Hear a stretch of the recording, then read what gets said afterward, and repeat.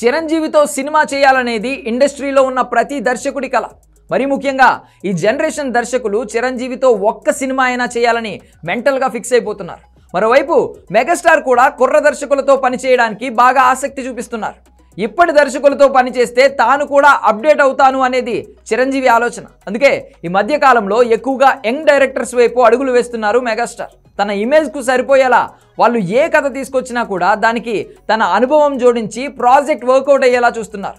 అయితే ఎంత ట్రై చేసినా కూడా కొన్నిసార్లు కొన్ని సినిమాలు వర్కౌట్ అవ్వవు, అనౌన్స్మెంట్ వరకు వచ్చి ఆగిపోతాయి అంతే. ఈ మధ్య చిరంజీవి కెరియర్లో అలా ఆగిపోయిన సినిమా ఒకటి ఉంది. చలో భీష్మ లాంటి సూపర్ హిట్ సినిమాల తర్వాత చిరంజీవితో సినిమా చేయడానికి దర్శకుడు వెంకీ కుడుమల ఒక కథ చెప్పి ఒప్పించాడు. దీనిపై అధికారిక ప్రకటన కూడా వచ్చింది.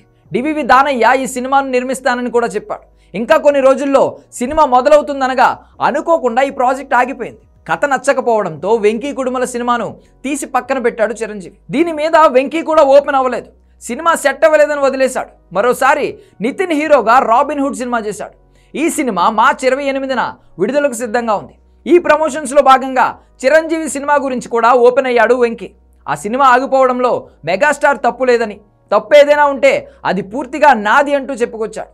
తనకు చిన్నప్పటి నుంచి చిరంజీవి అంటే చాలా ఇష్టమని, ఆయనను ఎలా చూడాలి అనుకుంటున్నాను అలాంటి కథ ఒకటి సిద్ధం చేసి ఆయనకు చెప్పడానికి ప్రయత్నం చేశాను అన్నాడు వెంకీ. ఐడియా చెప్పగానే ఆయనకు కూడా బాగా నచ్చిందని, కాకపోతే పూర్తి కథ సిద్ధం చేసిన తర్వాత ఎందుకో అది చిరంజీవికి సెట్ కాదు అని తనకే అనిపించింది అన్నాడు వెంకీ.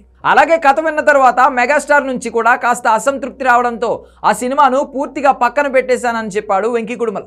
నిజానికి అదే కథ మీద తనను వర్క్ చేయాలని చిరంజీవి కోరాడని, కాకపోతే చిరంజీవితో సినిమా చేస్తే ది బెస్ట్ ఇవ్వాలని అనుకున్నాను కాబట్టే అది తీసి పక్కన పెట్టేశాను అని చెప్పాడు వెంకీ.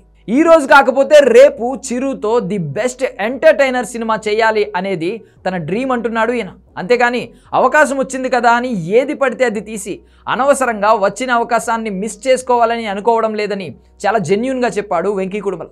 ఇప్పుడు మిస్ అయ్యి ఉండొచ్చు, కానీ ఏదో ఒకరోజు చిరంజీవి ఇమేజ్కు సరిపోయే కథ రాసుకుని వెళ్ళి ఆయనతో సినిమా తీయడమే తన ధ్యేయం అంటున్నాడు ఈ దర్శకుడు.